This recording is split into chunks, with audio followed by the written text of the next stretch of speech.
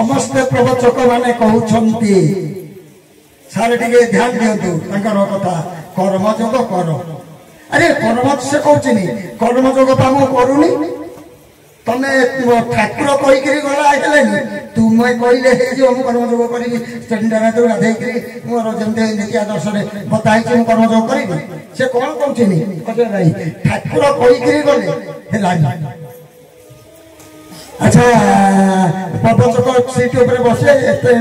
पुराई गपिकी चली जाए कहले तुम्हें कर्मयोग कर जो कर्मयोग कथा आम कहचे कर्मयोग मुझे से मोर होनी मुझे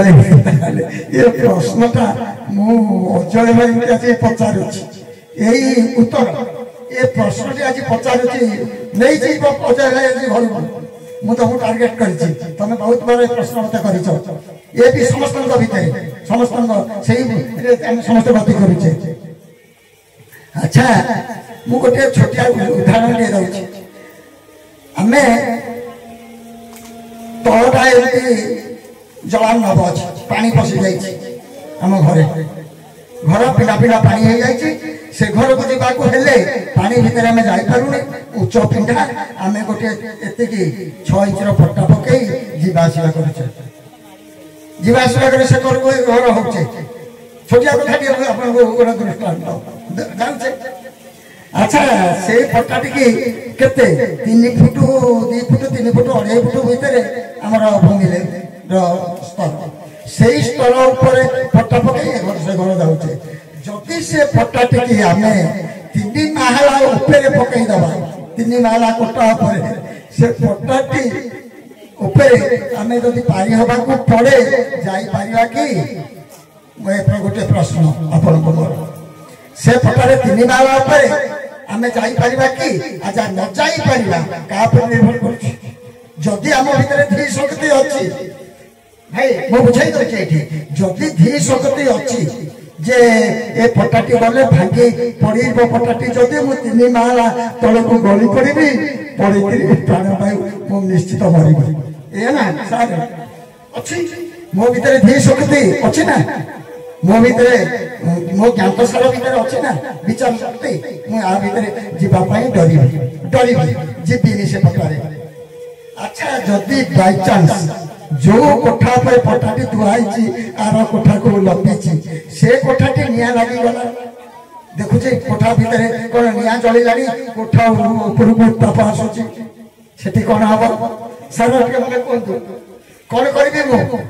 अजय भाई ये दृष्टांत नूतन तथ्य ठाकुर कौन करी आसब से बेले भितर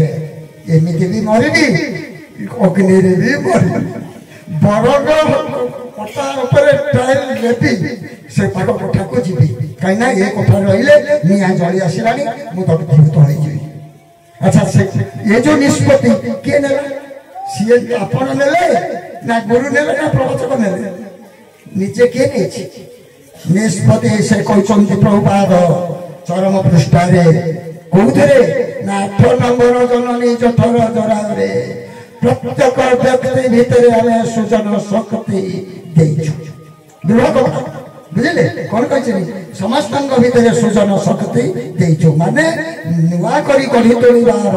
शक्ति आम भितर समस्त भितर जागृत करी से देइछंती किंतु आमे कौन करुचे से शक्ति की आहरण करने असमर्थ बा इच्छा करूने आम भितर की शक्ति अच्छी आम उपयोग कर इच्छा नहीं। प्रभुपाद गोस्वामी थे कहले सारे कहले आसुची परमाणु प्रलय जो रासायनिक प्रलय आसब से प्रलय रोकीदेवा परमाणु शक्ति की इनएक्टिव करदेवाई यही नरंग नरतनु अच्छा हिमालय साधु मैंने इनएक्टिव करदे जोटा कि भारत को रक्षा करने धर्म राज्य हूँ भारत को रक्षा करने से शक्ति प्रयोग करेंगे मनीष भर कि शक्ति अच्छी मनीष भर जदि शक्ति अच्छी परमाणु बोमा को तैयारी करुच्ची परमाणु तो बोमा को इनएक्टिव कर आम से मनीष ना कहतु सारे जदि आप गोटे छोट पिला को पाठ ପଳେ ପଳେ ଜଣେ ଆପଣ ତାକୁ ବୈଜ୍ଞାନିକ କରିଦେଇ ପାରୁଛନ୍ତି ସେ ଦିନେ କାଳକ୍ରମେ ବୈଜ୍ଞାନିକ ହେଇକରି ଛିଡ଼ା ହେଉଛି ତାହେଲେ ତାକୁ ବୈଜ୍ଞାନିକ କରିବାର ମୂଳରେ ଏଇ ମଣିଷର ଶକ୍ତି ଅଛି ନା କମ୍ପ୍ୟୁଟରକୁ ତିଆରି କରିଛି କିଏ କମ୍ପ୍ୟୁଟରକୁ ତିଆରି କରିଛି ମଣିଷ ନା କମ୍ପ୍ୟୁଟରକୁ ତିଆରି କରିଛି ମଣିଷ ନା ବିଜ୍ଞାନକୁ ତିଆରି କରିଛି କିଏ ଏଇ ମଣିଷ ନା ତେଣୁ ମଣିଷ ଭିତରେ ଯୋଉ ଶକ୍ତି ଆମ ଭିତରେ ଅଛି ସେ ଶକ୍ତିକି ଆମେ ଉପଯୋଗ କରିବାର ଶୈଳୀ বা তার মানে যেমিতি উপযোগ হব আমি উপযোগ করিবা পাই থরে চেষ্টা করিনি আম ভিতরে কি শক্তি আছে থরে দলে সাধু গলে কাশী তীর্থ করি যাচ্ছেন কাশী তীর্থ করা হলে ভজন কীর্তন জোরে চালিছি ডঙ্গারে বসি নদী ভিতরে ଯିବେ କାଶୀ ତୀର୍ଥକୁ ଏ ସମୟରେ କଣ ହେଇଛି ନା ଚାଲିଛି କୀର୍ତ୍ତନ ରାତି ପାଇଯାଇଛି କିନ୍ତୁ ଦେଖିଲା ବେଳକୁ ଡଙ୍ଗା ମଙ୍ଗରୁ ଦୌଡ଼ିଟିଏ ଫିଟି ଦୌଡ଼ି ଫିଟେଇବା ତାକୁ ମନେ ନାହିଁ ତେଣୁ ଏ କଥା ଟିକେ ପ୍ରଭୁପାଦ ଗୋସ୍ୱାମୀ କହିଲେ ମୁଁ କହିଲି ଆର ମାନେ ଆପଣ କହିଲେ ଯେ ନା ଡଙ୍ଗା ଫିଟା ହେଇନି ଦୌଡ଼ି ଫିଟା ହେଇନି ଇଏ ମନେ ମନେ କାଶୀ মনে মনে প্রবচক মনে মনে আমি সবু মানে পাস করে পড়াইলু কোন মাস্টরি ঠাকুর ঠাকুর বলেন তু কোন সাহিত্য মনে পকাতু নিজ গুণ করে মাস্টরি করিবনু গুরুগিরি করিবনু তেনি ইয়ে সবু ভাঙিলানি আমি গুরু হই গলু কিন্তু ডঙ্গারু মঙ্গুরু দৌড়ি ফিটাইনি মু কইলি এ কথা কইবার তাৎপর্য না তুম দেহ রূপক ডঙ্গা 19টি পরিবার 19টি প্রকৃতি নেই ভাসুছি কোটি ভব সমুদ্র ভিতরে ডঙ্গা মঙ্গরে যে বসেছি কিয়ে কাল ধরিছি কাঠ সে কাঠটি হচ্ছে তোমার জীবন জীবন রূপক কাঠকু ধরি ভব সমুদ্র ভিতরে দেহ রূপক ডঙ্গার মঙ্গরে ত্রিগুণ দৌড়িরে বাঁধি কাল বসিছি যে প্রবচন দৌছি সে তা মঙ্গরে বি কাল যে ধর্ম কথা কହୁଛି ତାହା ଭଙ୍ଗରେ ବି କାଳ ତାର କାଳ ହାତରେ ନିସ୍ତାର ଅଛି ପାଇବ ପାଇବ ଅପର ବଡ଼ କଥା ଗୁରୁଗିରି କିନ୍ତୁ ସମସ୍ତଙ୍କ ଡଙ୍ଗାର ମଙ୍ଗକୁ ତିନି ଦୌଡ଼ିରେ ବାନ୍ଧି ଜୀବନ ରୂପକ କାଠକୁ ଧରି ବସିଛି କାଳ ଏ ଦେହ ରୂପକ ଡଙ୍ଗାରେ କିନ୍ତୁ ଡଙ୍ଗା ମଙ୍ଗରୁ ଦୌଡ଼ି ଫିଟିନି ଦେଖିଲା ବେଳକୁ ଇଏ କାଶୀ ଯାଉଛନ୍ତି ରାତି ସାରା ଏ ଦେହ କ'ଣ ଆମେ ପହଞ୍ଚିଗଲୁ ଶୀର୍ଷରେ তার অর্থবাদ এই কথা খারাপ পারিবেনি একটা দৃষ্টান্ত মু করি তাহলে না একমাত্র গুরু যদি সে ডঙ্গারে আমি গুরুଙ୍କୁ থরে প্রতিষ্ঠা করিদেবা সে কহিলে কথাটিয়ে যে কারক রাଳ গ্রাসে জগত অথয় গুরুଙ୍କୁ সে মহাকাଳ କରୁଥାଇ ভয় বুঝিল না একমাত্র কাଳର ভয় হচ্ছে গুরু গুরু অঙ্গ হও সতগুরু হন্তু বা জগত গুরু হন্তু ଯୋଉ ଡଙ୍ଗାରେ ଗୁରୁ ଥରେ ମଙ୍ଗ ଧଇଲେ ଜୀବନ ରୂପକ କାତକୁ ଧରି ବସି ଗଲେ ତାଙ୍କୁ ବସିବାର ଉପାୟ କେମିତି ବସେଇବା ଗୁରୁକୁ କେମିତି ବସେଇବା ସେଟା କହିଲେ ମାତୃତ୍ୱ ମମତା ମତେ ସବୁ ଭୁଲି ଗଲୁ ଭଲ ମନ୍ଦ ବିଚାରକୁ ମନରେ ନନେଲୁ ସେଟା ଲେଖିଛି ଯେ ତୁ ବହୁ ସମୟରେ ଆସିକି କହୁଛୁ ତୋର ଅସୁବିଧା ତୋର ଧାରା କରିପାରୁନୁ ବା ତୁ ଜଣାଉଛୁ ଆମେ ଇଏ କରିଦେଉଛୁ ଚାଲାକି କରି ଆମ ପାଖରୁ ଖସି ଯିବାକୁ ଚାହୁଁଛୁ କହିଲେ ତେଣୁ ଆମେ ସବୁ କଣ କଲେ ସେ ଯୋଉ ମାତୃତ୍ୱ ମମତା ଭିତରେ ଆମେ କଣ ଭୁଲ କରୁଛେ ଠିକ କରୁଛେ ସେ ଆମକୁ ଦର୍ଶେଇଲେ ମା କେବେ ଧରିବନି ପିତୃତ୍ୱ ଭାବ ଅନୁଶାସନ ଦେଲେ ଲେଖିଲେ ତୁ ଏଇଆ କର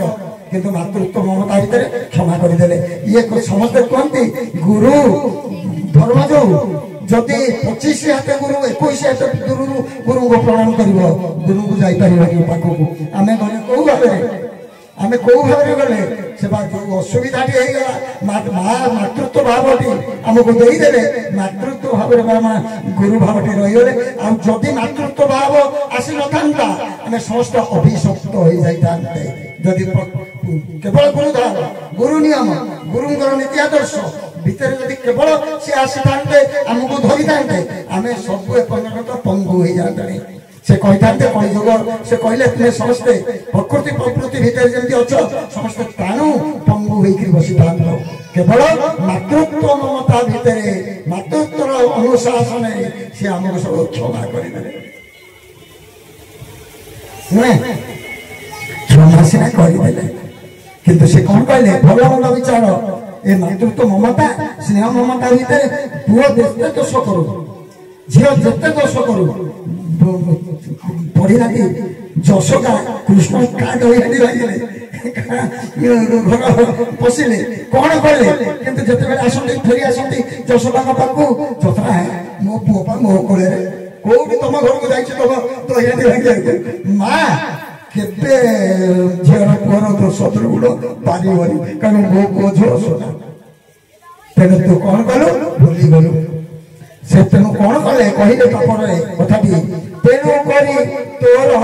चिंता अंतरे खारे बाबूरे मोहते छाड़ी तोते रही पारे कहले बाबूरे तोरी चिंता 4 वर्ष जो रहिले घर भितर तांकर जो आशीर्वाद वचन 4 वर्षर 13, 14, 15, 16 मन दे पढ़ंतु से कौन करुतिले केवल आमरी चिंता केवल आमरी चिंता से करुतिले पिला गुड़ाक बाट को चली गले केमिति ताको बाट धरे केमिति बाट को नेबी बुझेगा तेनो 40 नंबर चरम रे बाध्य से लिखिছিলি तोर सब काम मु संतुष्ट हेले बाबू बुझेगा देखिए मो पिला गण को बाट को ले जीवी मु जदी तोर अशांति ताको ऊपर हे जा बुझे तेनो से कहले तेनो करी तोर चिंता बाट को जीवा पाई 4 वर्षर तांकर सेही आशीर्वचन रे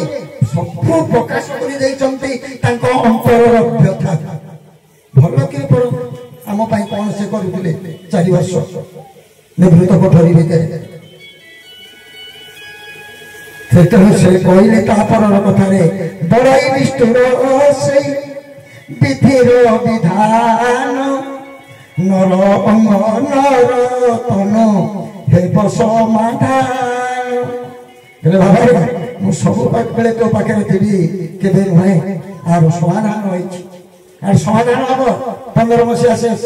कही 97 मसीहा आम लीलाराम साहब 15 मसीहा शेष 29 गले 16 मसीहा 1 बुझे समझे समय तेणु से कहले बड़ई निष्ठुर से विधिर विधान आम विधान कलिजुग 60 वर्ष विधिर विधान आम जीव विधि निज विधान को मानी